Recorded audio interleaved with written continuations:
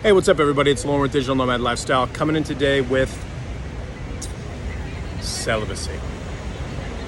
Why am I being celibate? And how am I going to do it? So some background for anybody who's been following me. I'm horrible at relationships. I've been working on relationships, seeing a therapist, trying to make them better. So thinking of different ways to do that. And then also this weekend, I was in Douro Valley, which is this beautiful valley where they make wine and Porto wines and stuff. And they have these like terraced vineyards on the sides of these hills that this river cuts through. It's incredibly beautiful. I'm there with my mom, trying to enjoy it. My mind's just off thinking about women and thinking about, you know, who's gonna be the next romantic interest and blah, blah, blah. And I really just wanna focus. I really wanna be more present with it. It was really bumming me out because I couldn't focus on what I was doing. I couldn't enjoy what I was doing because I was focused elsewhere. And so thinking about this sort of stuff, getting better relationships, being more present, not worried about dating and romance and longing. And then I came across some videos about celibacy and I was like, man, this is it. So I decided this weekend, might as well go celibate, right? So with my celibacy, really my ultimate goal is to build some space and better awareness around my dating, my interactions with women, romance, longing, sex, stuff like that. The hope is that celibacy can give me some of that space. And so more specifically, those goals break down like this. So the first one is to fill the needs that I historically filled through sex and romance with something else. Hopefully with myself, with self-acceptance, with the love and support of friends. The big thing that I got historically from sex and relationships was acceptance, validation, and intimacy.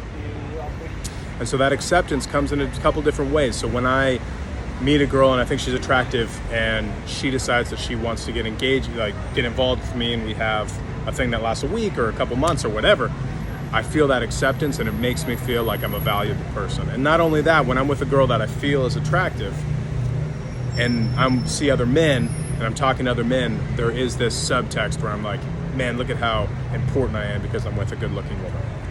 And so I've tied a lot of my value, self-worth, acceptance to women in the past. The second part is intimacy. So I don't have too many close friends where I can really be emotionally vulnerable. I'm working on that now. It's getting better. It's a long fucking process. So historically, romantic relationships have really been where I get my intimacy. So if I don't have those romantic relationships, I'm kind of starved for intimacy and real connection. So kind of trying to build some intimacy outside of sex and relationships. Second one is to build stronger future relationships, like romantic relationships, not to rush into things with women, to kind of, instead of trying to get validated right away and prove that she likes me and prove that she's not going to leave me for somebody else, taking the time to get to know somebody. Number three is to free up time and energy. So just like I was talking about with my mom, the time and energy I spent this weekend thinking about women, thinking about romance, thinking about sex, thinking about da-da-da-da-da, could have been time that I could have spent enjoying drinking wine in this beautiful landscape with my mom. So what am I trying to avoid? So there's a couple things that I'm trying to avoid in this journey though. First one is perfectionism and dogmatism. I've outlined my goals. Those are my goals. My goal is not to be a perfect celibate person. My goal is not to turn celibacy into this religion or some panacea that's gonna fix all my problems, and I end up just taking that energy and time I had and now devoting it to celibacy and how to be more celibate and how to be better at celibacy and not talking to women at all and not looking at women, blah, blah, blah. I don't wanna take that shit. I don't wanna go down that path. That's not my goal. If it is yours, that's great. It's not mine. The other one is hiding behind celibacy as a shield. I also don't want to hide behind celibacy and use it as a shield to not be emotionally vulnerable with women that I find attractive. So I still want to talk to women. I still want to interact with women I'm attracted to. I still want to build bonds with women that I'm attracted to. I just don't want it to involve sex. So that kind of brings you to the next point of how is this going to look? No kissing, no sex, no sexual contact with anyone else or myself, and no porn. So it's going to be an interesting one.